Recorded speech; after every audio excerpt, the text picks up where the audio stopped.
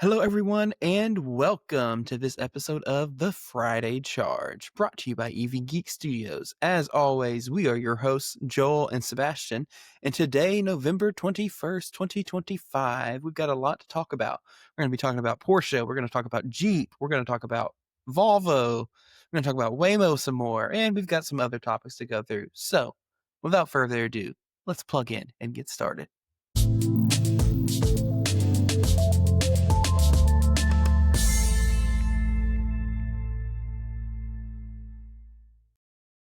Our first topic of the night is a big one. Porsche has finally pulled the camo off of its new electric Cayenne. So Porsche this week, after lots of teasing, pulled the wraps off of its new Cayenne SUV that is also electric. The Cayenne Electric will be available in two variants, the base Cayenne Electric, and in typical Porsche fashion, the Cayenne Electric Turbo. Both cars get an 800-volt architecture paired to a 108 kilowatt-hour battery pack. But the turbo variant is, Porsche claims at least, their fastest production car ever. The turbo delivers 1,139 horsepower, 1,106 pound-feet of torque, and a 0 to 60 of 2.4 seconds, and a quarter-mile time of 9.9. The base... Yeah, go on. I'm just shocked, but go on. The base Cayenne will have 435 horsepower and does 0 to 60 in only 4.5 seconds. Porsche has not shared range figures yet, but the car is capable of charging at up to 400 kilowatts. And Porsche claims a 10 to 80 time of less than 16 minutes. The car does confusingly come standard with the NACS port for DC charging only, and then has a J1772 port for AC charging on the passenger side. Well, they're still doing that, huh? Anyway, but you might never use that J1772 port because if your pockets are deep enough, you will be able to order the Cayenne's wireless charging pad, and then you'll just never plug it in when you're at home.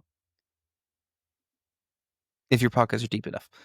Porsche is doing some cool battery stuff with the design of the battery in the car, I thought. So like most EVs, the battery is mounted as low as possible in the car. But what's interesting here is the car doesn't really have a traditional pack. Instead has 6 modules, which each have 32 cells in them, that are mounted under the floor and then interconnected, and then just a cover installed on top. Porsche claims this design allows the battery to be smaller, so like physically smaller. It also allows the battery to be serviced without removing the entire pack from the car. Which sounds pretty neat. So you could just replace certain modules and not the whole pack? That's what it sounds like. Okay. And you can do it without doing anything more than just taking one cover off. Cool. Versus dropping the whole pack and all that jazz. The car also has unique aero functions on the turbo trim, which are these like little aero blades. They like deploy straight out from the back of the car, and that reduces the vehicle's coefficient of drag. I believe it was by 0.06. Wow. On the inside, the interior looks like a Porsche, feels like a Porsche. It does have this unique curved infotainment screen that does not curve in the direction you think it would curve. It's curved vertically, which looks really unique in pictures. I don't know if you'll ever get to one on your screen. Yeah, I'm trying to find some internals, and I don't see. Some interior ones, but I don't see any. So you must have just chose the worst article in the world. It's okay. I mean, these are all the pictures we got. So I guess the Verge is not cooperating with me tonight. But you keep talking, I'll keep looking.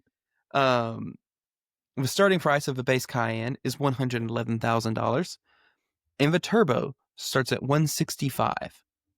Of course, it's a Porsche, so you could probably then add another couple tens of thousands of dollars worth of options on top of that.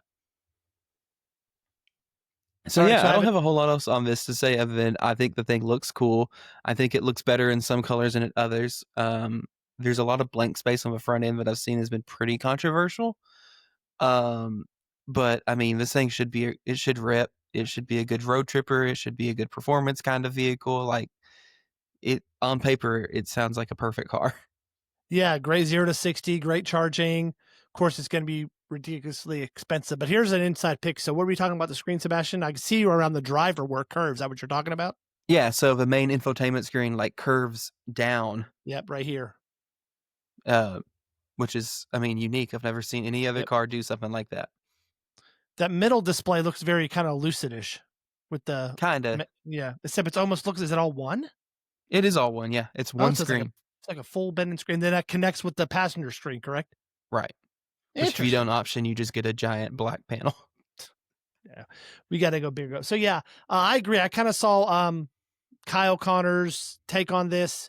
He got to have a chance to have a few minutes with it, but yeah, this looks pretty cool. I like that green color that we showed, which is a pretty awesome color. But yeah, I mean, Porsche is known to make really good EVs that charge ridiculously fast and go ridiculously fast. Still not sure why we're still at the point where we're using two ports. That still doesn't. I don't know why we still got to do that. It doesn't make Well, sense. the two-port thing didn't bother me on the other Porsche EVs that are CCS and Yeah. J1772 because then you can plug your home garage charger into either side. Mhm. But I don't know, we're in this weird since we're transitioning to it, but people don't seem to, I guess, want to engineer a switch gear to allow AC and DC on the same port. It may be I just don't. cheaper to put another port on the side then for Yeah, I cost. don't know. It's weird. You'd It think is. these people are smart and they would be able to figure it out, but who knows? Evidently they're not. Evidently they may be smarter than us. Who knows though? Or Well, I not. mean, or it's just a supply chain thing. Who Yep. knows, man? It's just Yep. weird. It is. I was like, I would think you just wouldn't move to NACS until you were 100% ready to do it in a clean way versus have a weird two different port situation. But I digress. Yeah, because we're seeing all these chargers being installed with CCS. I mean, Iona, we visited the Walmart charging station. They had CCS. I mean, all your Electrify Americas have CCS. All your Pilot J's have CCS. It still doesn't make sense to kind of like make that transition over to one port if you're not ready to yet. So yeah. Right. Moving on. Jeep has fully revealed its new Recon. So we've been hearing about this thing for like seemingly forever, but Jeep finally pulled the wraps off of its new Recon EV for the US market. Jeep is platforming the Recon as an electric alternative to its Wrangler. It lives on the same STLA large platform used by the Charger Daytona and Wagoneer S. As such, it comes with the same 100 kilowatt hour battery pack, which Jeep is estimating will provide 250 miles of range. All Recons will be all-wheel drive with 650 horsepower and 620 pound-feet of torque. Jeep is really leaning onto the whole off-roaderness on here, and the Recon will be available with a mechanically lockering rear differential, as well as an available Moab trim with 33-inch tires, higher ground clearance, although it's only 9.1 inches, Mm. and a very low-range final drive ratio for the rear electric mower. On the exterior, the Recon carries over some of the brand ID from the other electric Jeeps, including the illuminated 7-slot grille. The Recon will have removable doors and glass like the Wrangler. On the inside, the car rocks a very similar infotainment system layout to the company's other EVs on the same platform. It has a 12.3-inch gauge cluster and a 14.5-inch infotainment screen. Jeep has not provided any info on charge speeds, but I would expect it to be very similar to its other platform mates, so you should expect around roughly 30 minutes to go from 10 to 80. Jeep is expected to start selling this model in 2026 with a starting price of $65,000. Wow. So yeah, I'm gonna pull some pics up here. Didn't realize the screen wasn't sharing, so we'll kind of show some of those pics real quick. So here we are. So, this is such a on one Conundrum. hand, as like I think it looks neat. I think it looks Yep. cool. Like, and kudos, they're doing it. I mean, allegedly, we'll see. They put a much sooner start sale date on it, so surely it's actually happening, right? Mhm. But at the same time, it's like, how does it have a 100 kilowatt hour battery pack and then Yeah, has and with 250 miles 50 of miles of range? range. Yeah, they're How? not a very efficient. And I've seen, a lot of talk. It's on the same platform as the Grand Wagoneer, not Yeah. Grand Wagoneer, the Wagoneer S and the Charger Daytona, which just means a lot of people are already kind of being like, those cars weren't awesome, Yeah. or especially That not at launch.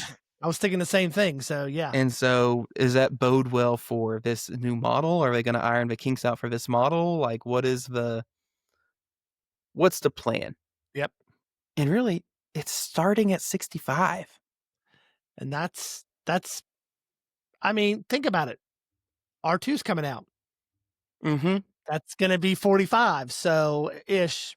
even if it's 50, that's still $15,000 cheaper, and you're probably getting better software.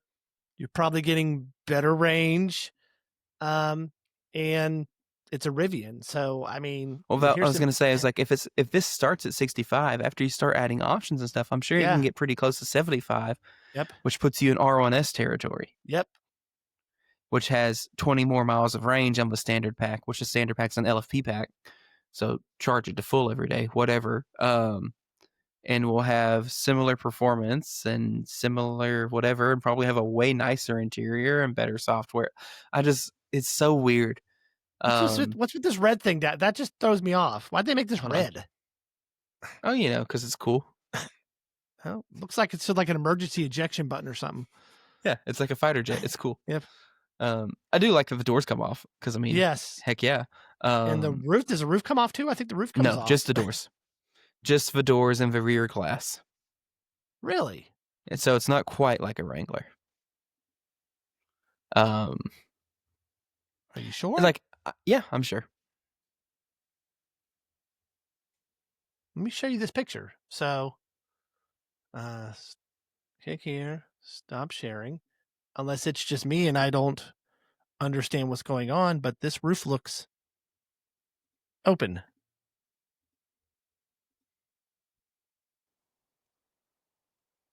No, it's got a sunroof. Oh, it's a sunroof. Yeah. It looks open the way that. Yeah, or it might have like they've had some like cloth top type situations on. I think like the Renegade and such that would technically slide open, but no, it doesn't come off in the same way like you can take the top off a Wrangler or like a Hummer or something like that. Okay, got you. So this is one of those. We've been tough on Jeep and Dodge because you got to show me something. You got to show me something. And you showed us something a little bit for the Charger, and we don't see any of those around. We saw one. What I've seen probably five. Saw one.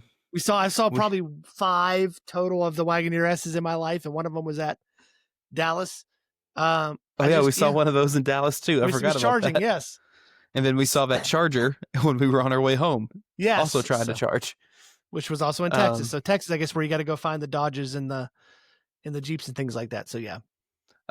This is such a weird one to me. It's like I like the way it looks. That's all fine to me. But then also they're really leaning into this off-roader thing, but in the most off-roading trim version, it has 9 inches of ground clearance.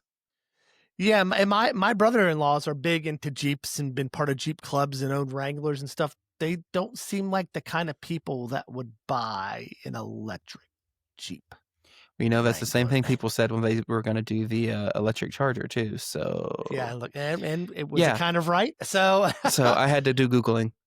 You did Google. The Subaru Outback has 8.7 inches of ground clearance.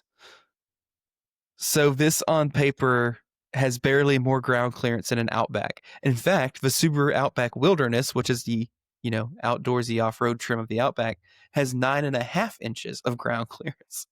So it's almost set up like, what were those smaller Jeeps? Was that not the Compass, but the Renegade? Yeah, that's what I'm thinking. Was that what that's going to look like? That's what I'm thinking. Maybe a little bigger.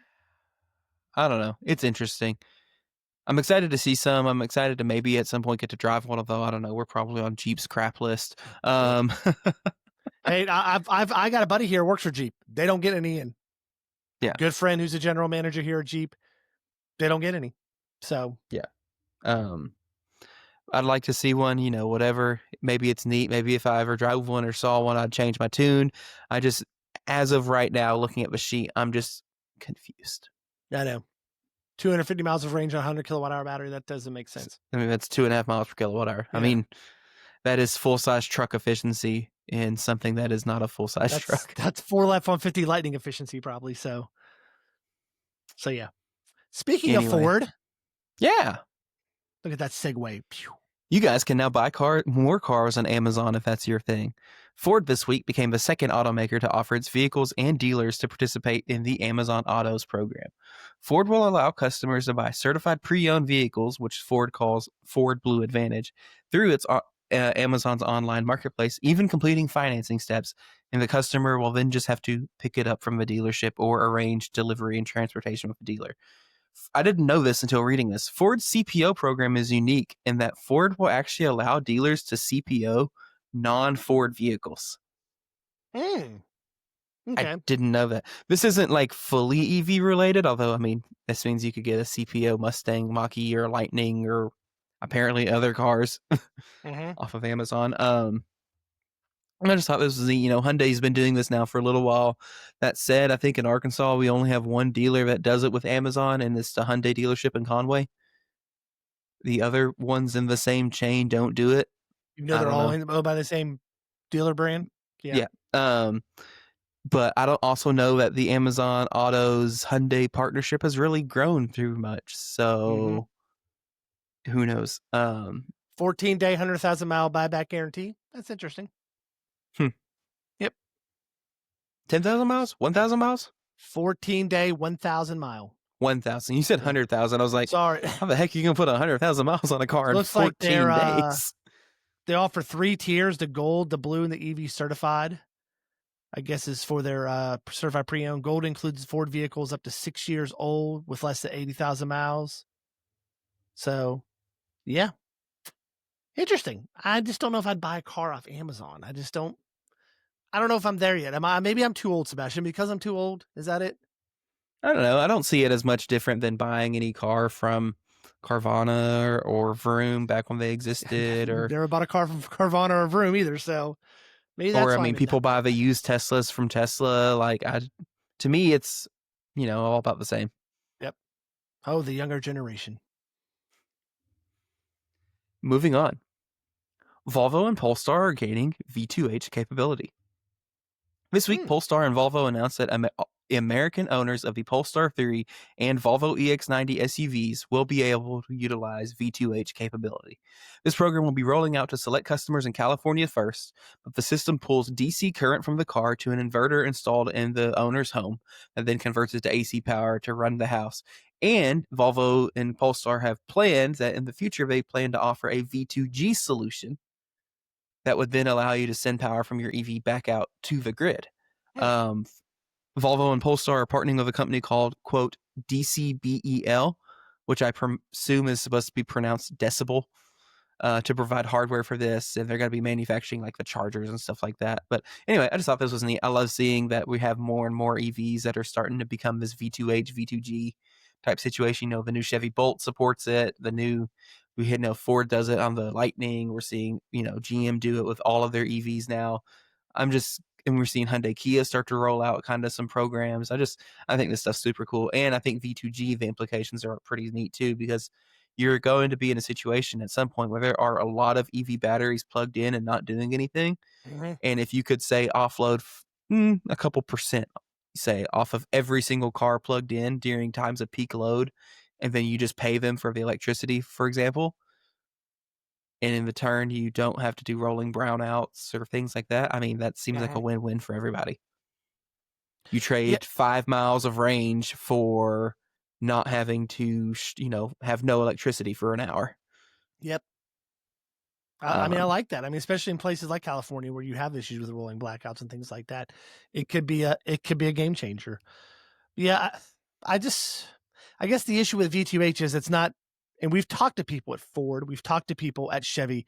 It's just not standardized across all manufacturers. yeah, and And I that's think where the problem comes. that's where the problem comes, because if I have a Ford and I have a system that does Ford V2H and then I trade that in for Chevy, now what happens? Right, and the They're, systems are not usually cheap.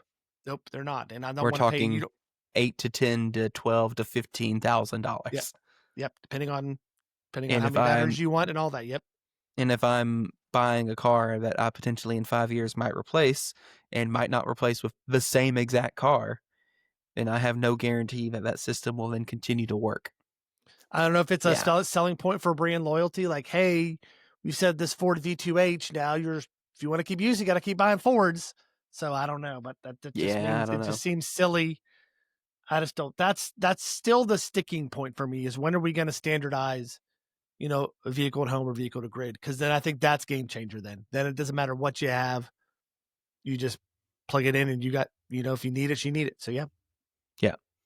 This last one, or not last one. Whoo, sorry, almost did it to you again. It's like, wait a minute, we got 3 more according to my tabs up here. This next one is also about Volvo. Volvo might be breaking up with LiDAR. So, in somewhat shocking news, Volvo this week announced that the automaker will be terminating its contract with Luminar. Luminar? The supplier the company had been using for its LiDAR suite. Volvo also announced that they would be removing LiDAR as a standard feature on its EX90 and upcoming ES90 vehicles. The automaker claims that the removal of the hardware is due to, quote, limited supply of the LiDAR hardware, end quote, and furthermore states that, quote, Volvo Cars has made this decision to limit the company's supply chain risk exposure, and it is a direct result of Luminar's failure to meet its contractual obligation to Volvo Cars, end quote. Yikes. Yeah. Those two people don't like each other right now. Volvo was Luminar's biggest customer, and with this loss, it seems to me like it's likely that Luminar will end up folding pretty soon. Luminar has already defaulted on several loans, gone through multiple layoffs, and is currently trying to find a buyer or a bigger company to just buy them out whole. I think I saw somewhere that they have like $28 million in cash and they're losing billions each quarter, which generally doesn't hold well. Doesn't hold well at all. Nope. And so I've seen some speculation of, does this mean you think Volvo will be removing just period from their cars? Or is this just they're removing it until they can find a different supplier that will maybe be more reliable and exist longer? Because I could see Volvo wanting to get out of here knowing that the hardware might not exist. Yeah. And then what? You know what I mean? Were they doing anything with their LiDAR right now, or was just simply just so it was in data? It was in data collection mode. Okay. The intent is to use it, but for now it is in just collecting data mode. And in case you didn't watch our review of the Volvo, Sebastian actually got a new iPhone out of it because I did. You're right, because I accidentally fried my camera. Yes. Don't take your cell phone and point it while you're filming and point it at a LiDAR camera. You'll get the solar system. Or at least not the one of a Volvo. Yeah. You'll get the solar system on it. Yeah, and then you'll see it like the next day and you'll be confused. Yes. You're like, why do I have these dots on my screen? Yeah, and you'll didn't figure out why. So yeah. Anyway, but yeah, I've seen some speculation that they might not be moving away from Volvo LiDAR completely. They just might be moving until they find a new reliable supplier of the hardware. And who knows how long that might take. But also if they're going to then go, say, a year or 2 years without, with building EX90s without LiDAR. So they have a year of EX90s that have LiDAR, 2 years without. Then do they put LiDAR back on the EX90? And then how do they consolidate the driver's assistance suite through? Yeah. I don't know. It seems like it would be a weird situation. I kind of see it maybe just possibly just going away. So yeah. It will save cost. So if you want to save cost or cut cost, there's a way to do it. So right. But yeah, and Luminar might just be going bye-bye. Which, speaking of LiDAR, Waymo is expanding even more.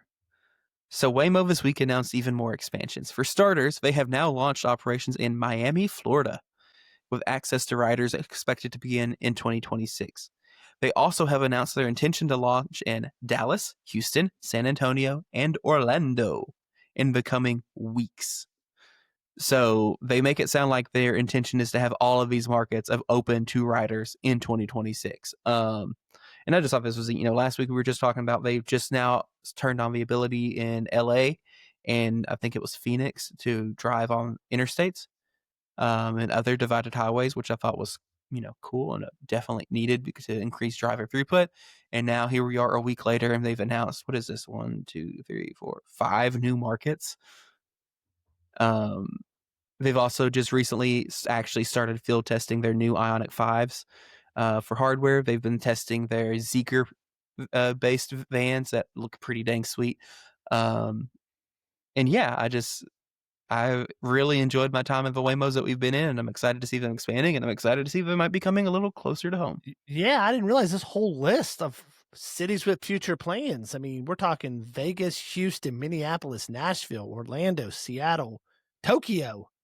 Yeah, I mean, they're stepping up. So my question, that was going to be my question. I mean, there's only so many Jaguar I-Paces out there. So What do you and Zeekr? Yeah, I don't know what you're gonna do because Jaguar is not making the I-Pace anymore, correct? Yeah. So I don't know if they're gonna have to transition something like the like Ionic 5 or something like that, which would Well, so make they sense. have plans to do Ionic 5s. Okay.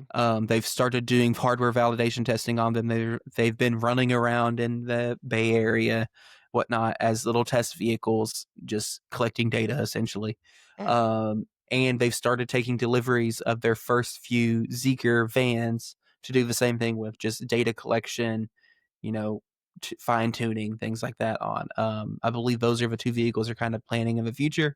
That said, Mhm. they have a couple automotive partners that they've mentioned. I think they've mentioned they do technically have a partnership with Stellantis still, which previously, they used Pacifica vans before they switched to the I-Pace. They were using Pacifica vans as their autonomous taxis, and I think they might still operate a couple as wheelchair accessible vehicles.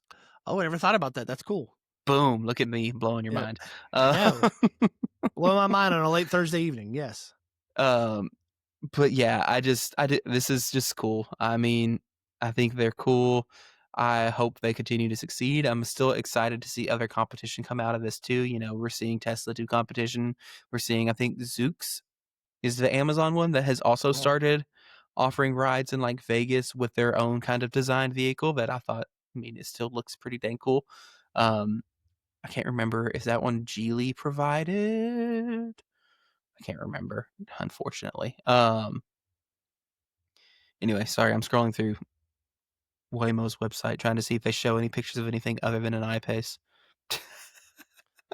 The I-Pace wasn't bad that we rode it. I mean, Yeah, it was fine. I just, it's you're only in a car for like what? I mean, think about it, you're not in it that long. I mean, for most rides, what 15, 20 minutes at the most, probably. no, it's So fine. Yeah, yeah, it's it's fine. I fine. didn't mean it like that. Sorry. Yeah. No, Oh, I meant it like that.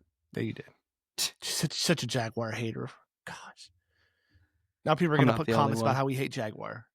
That's okay. I also apparently Thanks for hate that, Tesla. Sebastian. Thanks a lot. No, we just hate Tesla. Even though I used to own one, we hate Tesla. We're Yeah, here, because I'll we were share my. because we were critical about the Model X I on a wasn't couple even that points. critical. I didn't think about. Yeah. I didn't think. I had to, I guess, rewatch the video. Yeah, so here's Yep. the Zeekr one. I just. That's cool. It's like, it's very robotic and cute, I think. Where are Waymo, they testing those at now, Onyx. Sebastian? Good question. Just sharing the screen and look at that. Look at that.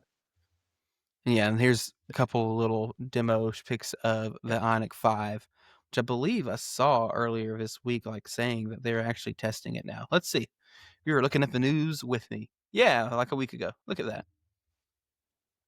Hit the row for testing. Inside EVs. There he goes. I don't know why it's in camouflage. It's an Ioniq 5. Like, It's we all everyone know what knows that what I looks know. like.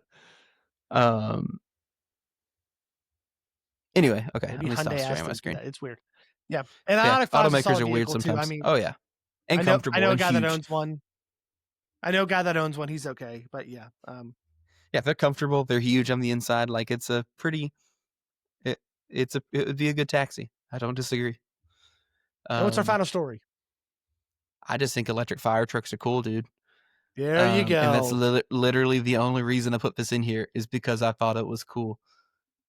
The Dallas Fort Worth Airport, International Airport, the huge giant one in Texas. If you're, I just wanted to point that out. Sorry. DFW for short. Has taken delivery of 6 new aircraft rescue fire trucks, also known as ARFs, and they are specifically the Stryker Volterra. Also, why does everything in an airport have an amazing name? I know. The Stryker. Anyway, so these Sounds trucks like a are death machine. electric, which is pretty dang sweet. They're able to operate all functions completely off battery power alone. So that means they can pump, they can drive, they can do all of the stuff off of their battery power alone. However, they do have an onboard diesel generator for redundancy, as everything at an airport does have some form of redundancy in it. And it will automatically fire up if needed. There's no input needed to do this. So basically, if the battery power getting low, you're still pumping, it will just automatically kick on that diesel generator, seamlessly blend battery and diesel or the electricity from the generator to no interruption in service, which I thought was pretty sweet. The DFW fire chief states that these new trucks allow them to reduce response times as the new trucks are faster and more agile than the current fleet, which faster is a loose word. It says 0 to 50 in 25 seconds. Then again, these are gigantic tanks, essentially. The fleet also, they wanted to point out, reduces the firefighters' exposure to pollutants. They're not sitting around in a vehicle just idling constantly with exhaust, whatever. And 99% of the time it says the diesel generator will just not be running. Which I mean is cool. And I'm not an expert in firefighting. Like I said, I just thought they were cool. And I thought it was really cool to be seeing this in like not only one of the nation's largest airports, but the one in Texas. Yes. This was at LAX. I was like, oh, cool. That makes sense. Yes. If this was in Atlanta or Chicago. Chicago, Yep. like, oh, okay, cool. LaGuardia. Or JFK, like it's like, oh, that makes sense. It's like freaking when we went to LA a month ago and we landed, I saw like 7 Silverado EVs just running around ramps. It was like as soon as we landed, it's just. So looking at these things, Sebastian, these things look like military tanks. Yeah, they're supposed to. That's on purpose. Yeah, they're really cool looking. Like they're supposed big wheels and they're awesome looking. I love them. And they're shaped like that because they need to be able to navigate through like ditches and ravines and stuff, because say an airplane has crashed, it might have taken up half the runway with it. Like they need to be able to get through anything. And so it went into a field or they went into a field, 200 yards off the runway or something like that. So yeah, they look awesome. They do. They look awesome. I couldn't agree more. Anyway, I don't have a whole lot of other notes on it. I just thought it was cool. Sebastian loves his electric fire trucks. It's like a little kid. Speaking of Dallas, Joel. There we go. Tons of segues this one. Yes. I love it. So where were we last weekend, Joel? So we went to Electrify Expo last weekend in Dallas. So great time. Right next to DFW. Right next to DFW. Sebastian looked at planes the whole time and showed me a game to catch planes. So yeah. You're welcome. Sky Cards, everyone. Sky Cards. Sky Cards is the game to play. Anyways, I've learned a lot about airplanes playing that game, which I didn't know a lot about. Pretty cool. So with Electrify Expo, we're there all day Saturday, all day Sunday. Great time. I like the location better than Austin. I like the driving course better at Austin though. But the racetrack beats everything. So the racetrack beats driving around the streets of Arlington. Yeah. All right. So what did we drive, Sebastian? So first off, we drove, of course, the Ford F-150 Lightning, which we've driven before. Before that, I mean, we got to Dallas and like immediately left the hotel and went and did a 2-hour self-serve demo drive. That's right. I forgot about that. So tell everyone a little bit about how that process worked. Yeah. So as I was looking and getting ready, I was curious to see if I would maybe, I knew Tesla kind of would sometimes book 24-hour demo drives or 48-hour demo drives, things like that. And the website wouldn't let me, which was whatever, it's fine. That got abused pretty hard when they launched it, and Tesla pretty rapidly kind of killed the program, it seems like, because people were essentially using them as rentals, which is not what the point was. Anyway, but as I was looking, naturally, was several Tesla service centers and things in Dallas. It's a big area. There's like 12 million people or something like that, if not more. Yep. I noticed that there was a self-serve option, which is self-serves. I've usually, like, we have one in Bentonville, and the self-serve in Bentonville, you literally only get 30 minutes of the car, which is not enough time to do anything. I don't even think that's enough time for a test drive. Like, if you were truly like trying to learn about the car, I don't think that's enough time. I think Tesla needs to offer more than 30 minutes, period. But even like you go to a Tesla store, do a demo drive ones, at least in North Little Rock, are also 30 minutes. Yep. So rude. I never got to put on Do Not Disturb. So anyway, but there was a self-serve in Dallas, and I was looking at it, and you get the car for 2 hours. And 2 hours isn't a lot of time with the car, but it's a pretty decent amount of time. So I booked one, and it was for 5:00 on Friday. We got to town at like 3:30. Oh yeah, it was at 3:30 on Friday. Sorry, Yeah, and we got to town at 3. yeah, we were Um, pushing it. so we basically checked into our hotel and then immediately left. And we got there, and I mean, the whole experience was cool. So you get a QR code when you book it to scan with the Tesla app, and it loads kind of everything into your Tesla app. When we got there, I opened the app. It told me I had a big blue button to hit to find the Model Y. I hit it. It made the car beep and flash the lights. As I approached it to the car, or I told the app I found the car, and it asks, okay, hit yes on the next prompt to set up phone key. Did that, and then boom, I had access to the car, had full access to the Tesla app, full access to phone as a key, just walked up to it, got in, that was it. And from there, we had access to a 2026 Model Y long range rear wheel drive, now known as just premium. Premium. And the cool thing is, this wasn't at a Tesla store. This is at one of their energy facilities, like Yeah, this was at a warehouse. There were no Tesla employees. warehouse and like a industrial area. So yeah, I mean, it was. Right next to the airport. But our only options were Model Y and Model 3, correct? That's the only two we could have Correct. test drove. And we've already done a Model 3. So, I mean, we got a whole review coming out about this. I'm not going to talk too much about it, but I'm just going to say pleasantly, as a former Model Y owner, pleasantly surprised. Yeah. Pleasantly surprised. All right. Then That's all I'll say. after that, we went to the hotel, and then we went and Yep. got pizza, and then we came back to the hotel, and we all went to sleep because we were We tired. crashed. Yes. My little one was with us. He begged us to turn the TV off. I'm tired. We're like, yes, yes, sir. Next day, After let's he try spent so much time working on the TV. Anyway. Yes, trying to Chromecast, God. whatever he was trying to do. Poor little kid.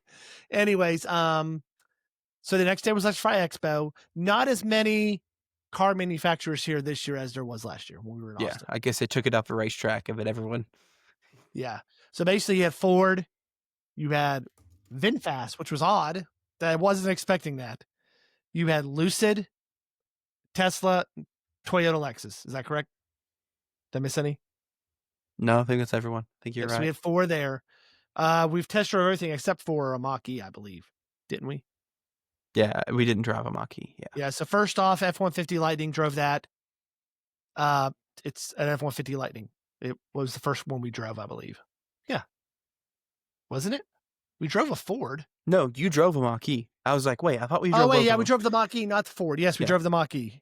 And the So Lightning. I drove the Lightning. I That's ran right, over okay. a cone and got yelled at. You did. I forgot. Oh, that's right. You were the first driver and you hit a cone. I was and you like the very first person, and I hit a cone because I couldn't see it in front of a giant Lightning, and it was like one of those little 6-inch white 6-inch cones. cones. And they didn't have like the cameras pulled up or anything, and so he was like, "Okay, pull out to the right." So I started turning right, and then I got yelled at by the guy outside because I ran over one of his cones. That's why you listen to me.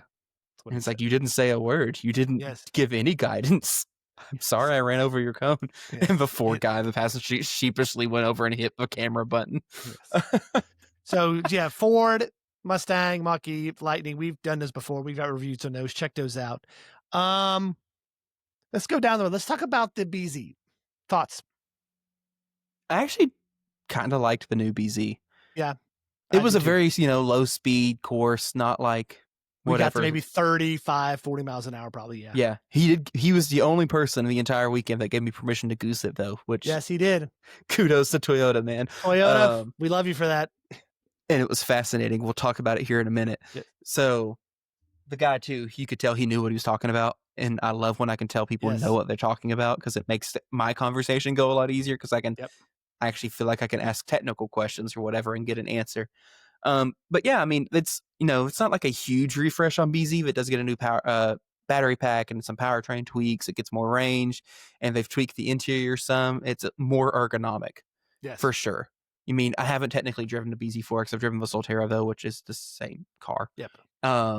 And I mean, the new one definitely had more of an ergonomic feel, even down to it has the little cockpit screen, and they've opened it up a lot more, and it almost felt like it was raised up a little bit more, so you can actually fully see it over the steering wheel. Yeah, with the old one, you had to balance. Am I going to look through it, or am I going to look above it? You had to kind of do that. And if you're 6 foot tall, you were just kind of you were just stuck. It was you were doing this, or you were doing this. So or you just acknowledge that you had half it covered. Yeah. So yeah, I actually was really pleased by it. And I mean, it seemed like it had decent power. It seemed fine. I don't know if it was a front wheel drive model or all wheel drive model. Yeah, the base model's like 35 now. Which that was one of the problems on the original BZ, the BZ4X, is that it didn't have a lot of range and it was expensive. Yep. But now you can get the version that still doesn't have a lot of range. It has a smaller battery, but it's only Yep. 35 grand.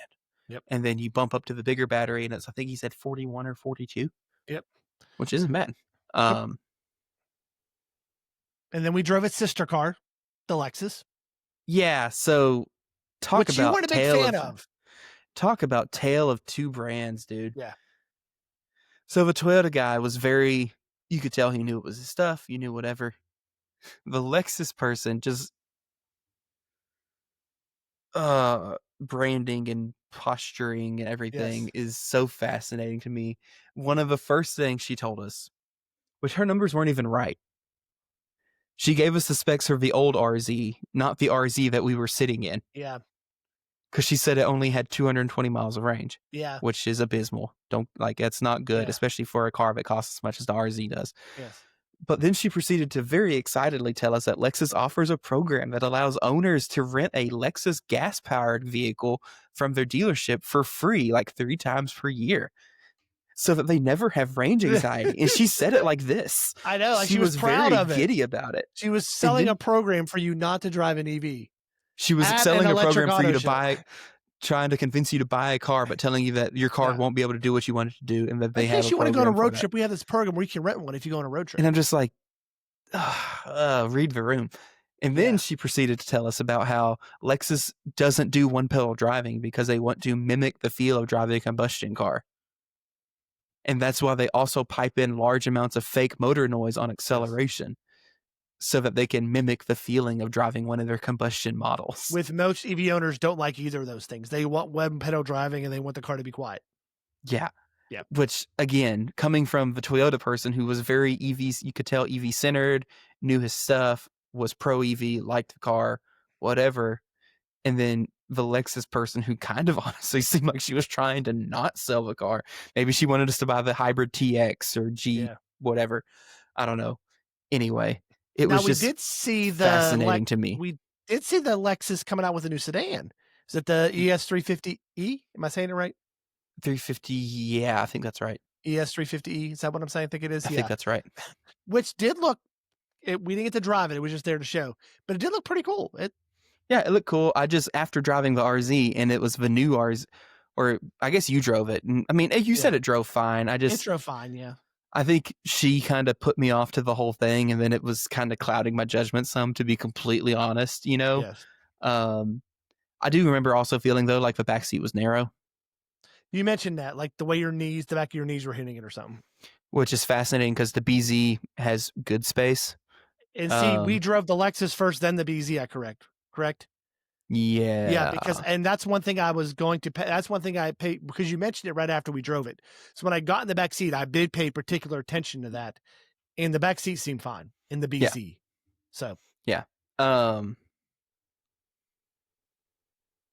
Anyway, your train of thought. but sorry, I pulled up the ES page because I was trying to look at the page for it. I do remember, though, on the screen, I saw some stuff, or not the screen, their little display for it. And I'm like, those numbers don't make sense for an Yeah, I can electric pull it up. I car. took a picture of it.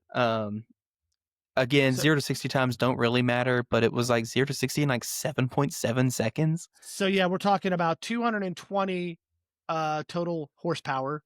Battery capacity is 74.69 kilowatt hour.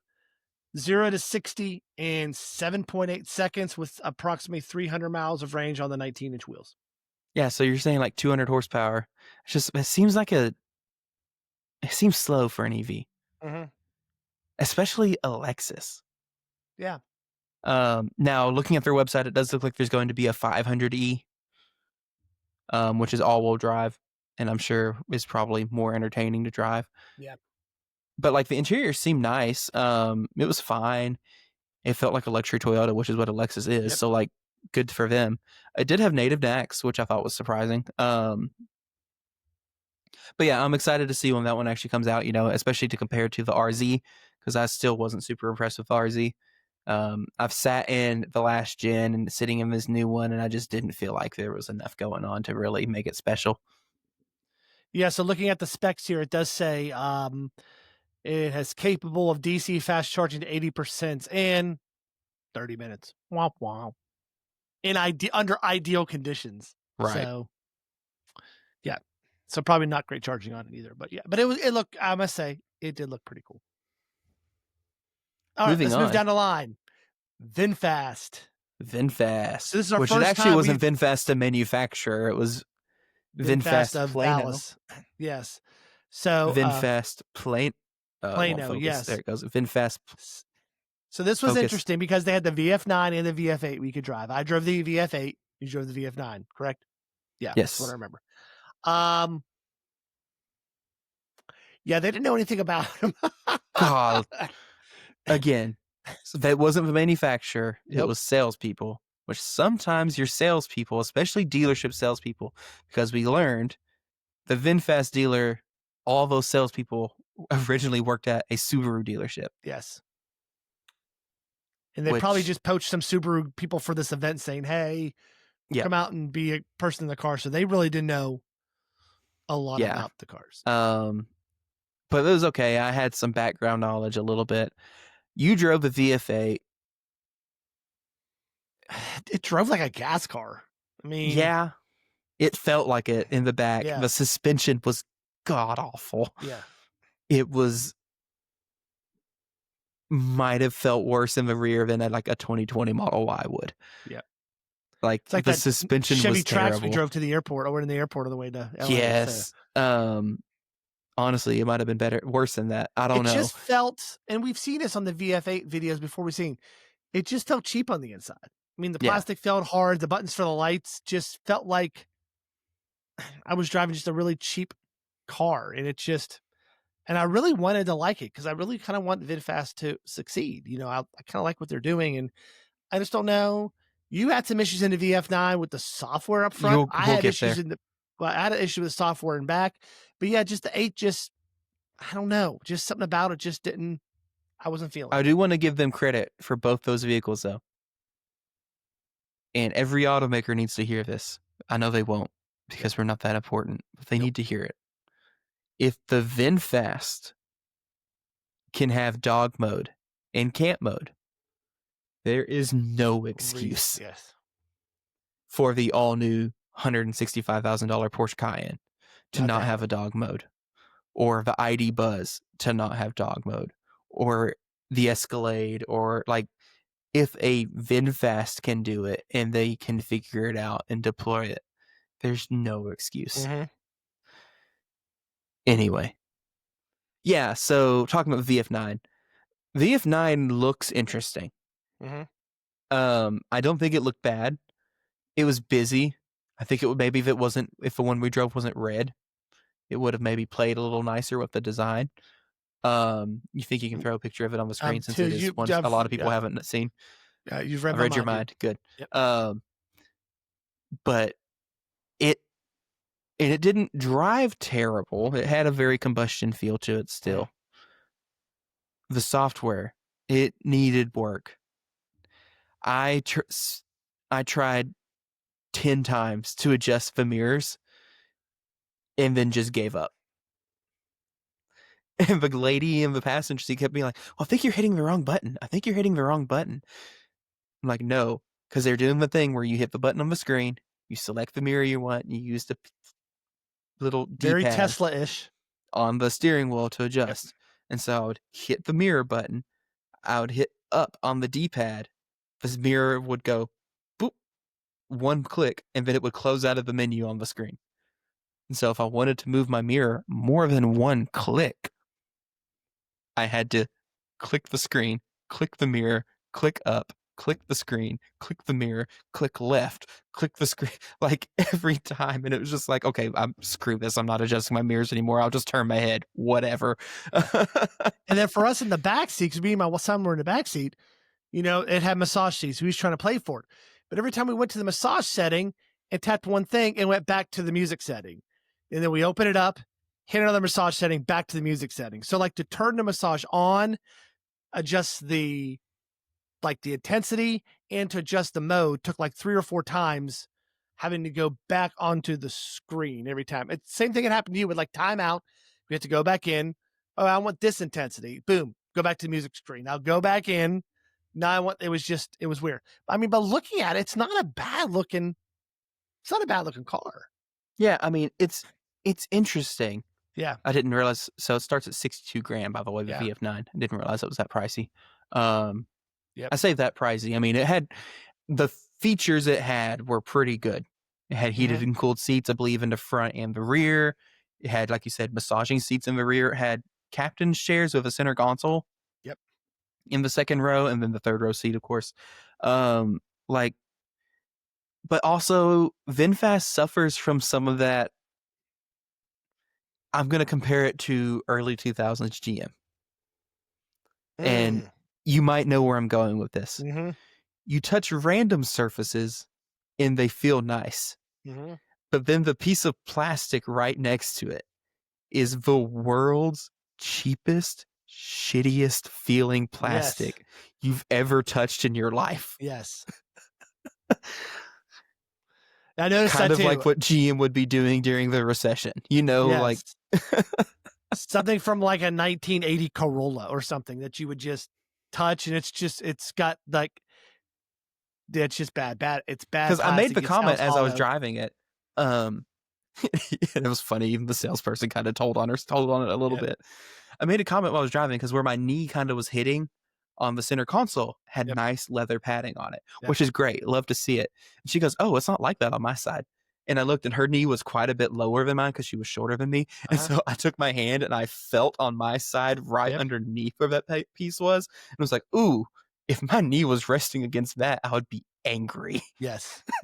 Your knee would be chafed. It's like sandpaper. Yes. Um, and yeah, I don't remember if you said it or if I said it. Ultimately, it was just kind of half baked. That's what you said, half baked. Yeah. That's where it felt. That was like the most concise way I could put it. It was like there were some good ideas. It wasn't all bad, Yep. but it needs more time in the oven. Mm-hmm. And that's, I mean, honestly, that and the next car we're talking about were the kind of the two I was looking forward to driving, because Arkansas, yeah, we didn't get a VinFast up here. So I was really excited about the drive those. And I got in the VFF and I was like, yeah, I'm disappointed. Now, the VF8 starting out was only like 42 grand, which Yeah. honestly is not that bad. Yep. But now looking at, do you buy the VF8 that you're not going to be able to get serviced anywhere or whatever else, or Yeah. do you buy the Toyota BZ, which, while maybe the BZ is not the most exhilarating, thrilling car in the world, I can almost definitely guarantee you it's better than a VF8. Yep. Do you buy a And Mustang Mach-E? Do you buy an Equinox? Do you buy, like, there's 42 grand is still not cheap enough to really and make I it can drive stand 10 out. minutes down the road and get it serviced. Yeah. Yep. Do you buy a Model Y? I mean, Yep. All right, our final two we drove, which we're excited. I drove the Lucid Air. You Mhm. drove the Lucid Gravity. So your impressions about the Gravity, because we've talked about the Air. We've done a review about the Air. It's been out for a while. Tell me about the Gravity. So again, this was a low speed course. It wasn't Yep. very long, but even in the little bit I drove, the Gravity is freaking awesome. And this was the one time we kind of went off script driving. They kind of found out we were podcasters, like, oh, cool, let's just go. Well, actually, that was when you drove the Air. That's when I drove the Air. He was like, I took the go this Gravity on a way. regular course. Just go over here, drive around some more, take it about. So we did get that one, and he told us to, like, go ahead and goose it, man, just goose it. We did get that up to some more, like maybe 50, 55 mile per hour speeds and things like that. That was nice about that. Not the That was the Gravity. Air. So tell about the But Gravity. even Sorry. in just normal city street driving, dude, It's so nice. Lucid's got powertrain tuning figured out. Yes. It was dead silent in the car. The seats were comfortable. It had the gigantic windscreen that you kind of expect from a Lucid. Mm-hmm. It had the nice panoramic glass roof. It looks like a minivan. It does. But it's the nicest minivan I've ever been in. The way that slopes in the back, it looks like a minivan, but it will be. Actually, I kind of thought about it more. I don't even think it's the way that it slopes in the back. I think it's how short the front end is. I think that's what really solidifies the van look to me. Yep. I think the slope doesn't help, but I really think the main thing that gets it is how short that front end is. But again, Lucid, we said this when we drove the Air a couple weeks ago. The way they package everything, man. The fact that the front trunk is pretty dang big. The fact that it has a really big cargo space and has underfloor, like, their packaging is excellent. Even and, the Gravity, you may not have noticed it, had underflooring in the back. Yeah. And like the way, and when you go, and I love that when Lucid comes to these shows and displays, because I've seen this a couple times now, they bring the full size model of or a motor on a stand. It's not even a Yep. model, it's the actual motor. And the fact that the thing, I kid you not, is like the size of your corkboard back behind you. Yes. is like this big. It's the And you're just size of like, my iMac I'm on right now. Yes. and it's that big, and it has 670 horsepower per motor. And you're just like, and and I forgot about it, but when I mentioned it to one of the guys, and he goes, "Oh yeah," and he's like, and it's also really cool that, again, I love when we talk to people and you could tell they know what they're talking about. Lucid brought their That 18. makes me excited. Yes, they brought because their like 18. it's like, yes, we can nerd out, we can talk about numbers and figures and whatever. Because he was like, I had forgotten, I knew this, but I forgot completely. Is like that teeny tiny motor also has like the inverter built into it. Mm-hmm. It's basically the entire powertrain in that box. And it's tiny. Yeah. And just the engineering aspect, I mean, is good. The software is familiar to like the Lucid Air. It seemed like it was improved, snappier. I like that it had the horizontal lower screen, and they raised the thin screen a bit higher up on the dash to get it above the wheel. I liked it had the kind of squircle design to the wheel too. That was nice. He basically said they weren't going for like a full yoke design, but they wanted a design that you could see past, so you could see the full widescreen. And that was the Grand Touring we did, wasn't it? Yeah. Yeah. Which they just started selling the Touring. I got an email about it this morning. From Jacques. No, it was just from Lucid. Jacques texting us right after our drive, wanted to know if we wanted to buy one. It's like, yeah, if you got the money. So, do y'all take loans? Do y'all take loans? Do y'all take organs? Can I afterpay that? Can I put that on Klarna? I pay $12 a week for the next 30 years. So yeah. Can I put that on my 50-year mortgage, please? Yes. Yeah, I mean, it was great. I mean, we had a great time. I kind of like the setup of this as compared to Austin. We got there's a bunch of e-bikes there we got to try out, bunch of e-scooters we got to try out. Yeah, I like walking around talking to vendors and seeing what people brought and whatever. Oh, we saw the Pebble. The Pebble's freaking sweet, man. Yes, it is. I just realized we've been talking for 56 minutes, Joel. Holy crap. Anyway, the Pebble was sweet. We walked past it at some point, and they were doing the demo of it being able to, moving on its own volition and hooking itself up to a trailer or to the Rivian tow vehicle that they had there. The thing was freaking sweet, man. We saw a bunch of like cool modified vehicles. We saw all sorts of cool things. The Pivotal, the airplane. EVTOL, ETVOL, whatever it's called. Anyway, was there and looked freaking sweet, dude. I don't know if y'all haven't seen the video that Out of Spec posted where they build the thing and then the next one they go through all the pre-flight checks and the dude actually flies it. It's like flying a big drone. It's like being in a big drone is what it is. You are in a big drone, yeah. Yep. It's like, I don't think I could do it because I think I would just probably die. Yep. But it looks like it's fun. Yep. And final thing before we wrap it up, huge shout out to Ford. They invited us to their Cars and Coffee event, which was right across the street, which was awesome. Yeah. It was about a mile away the last time we were in Austin, but it was great. Got to meet some people, got to talk to the Ford engineers. But it was great. Got to meet the Ford people. They're always very hospitable. Thank you for having us out. Good coffee, good breakfast burritos. So yeah, just a really good time. The weather was perfect. Met someone who watches us on the podcast at Ford, which is pretty cool. Shout out to him. I can't remember his name right now, but shout out to him. If you're watching it, put your name in the comments so we know what to call you because we forgot. I'm so sorry. We are. Yes. You follow us on Twitter. We know your Twitter handle. You became one of our members here on the YouTube channel. I'm getting there. Yes. So thank you for stopping by. Thank you for talking to us. Thank you for taking a picture with us. We love that. We're just everyday normal people. So it's our first fan photo. Yeah, our first fan photo ever. So yeah, so huge shout out to him. Like I said, I feel horrible because I can't remember his name, but I'm horrible. I know. We talked to so many people. I told my wife about it, and she goes, "What's his name?" And I would just go, "Yeah." Oh, I'm a terrible person. We are. I was like, why can I remember that the Lucid's guy name was Robert? But I just completely blanked on. Yep. Anyway, I'm so sorry. Please tell me your name if you see this. Yep. All right. Also, if you haven't checked it out this week, we released a review of Model X. So first time is an older Model X, but it's our first time getting in it. Courtesy of Evolve Auto.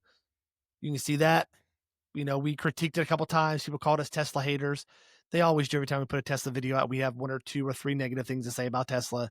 We are all of a sudden Tesla haters. I guess they just want us to do infomercials and not actually review a Share our car. opinions. Yeah. Yep. And then we had to stop at an EA, not an EA. Wow. Not an EA. We wow. had to stop at a Walmart charging station in Bedford, Texas. I got to text that out, one of the new Alfie 400s. Alpitronics, Alpi for short. What is the 400? What's it called? The 400. The HIC 400 HYC. The HIC 400. I forgot about that. HIC 400. Great session there. Check out that video. You can see how that works. There's some great things about it. There's some 1 or 2 things we kind of like, maybe they think about doing this. But I don't know if it's from their it's not from Alpitronics standpoint. It's from Walmart standpoint. But yeah, fast charge. We were there 16, 17 minutes and went from 29 to 90. Yep. I mean, it was done by the time we came out, went to Walmart and got some stuff and came back out and it was done. You bought a hairbrush and I bought some soap because I bought a hairbrush and body wash. Because for some reason, the La Quinta in Arlington didn't give us soap. Hey, they man, just don't have soap. LA spoiled us with the soap in the bathroom. So every hotel has soap. What are you talking about? And it wasn't enough shampoo in the small Motel bottle for us to 6 all has share. soap. So, yes.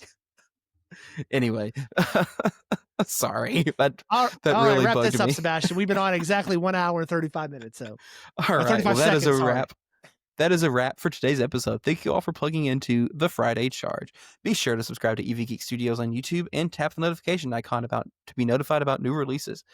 Next week, we will release, I guess, the comparison between the R1S and the Model X, which is a weird video, but you know what? I'm rolling with it. As soon as we get off of here, I've got to upload it.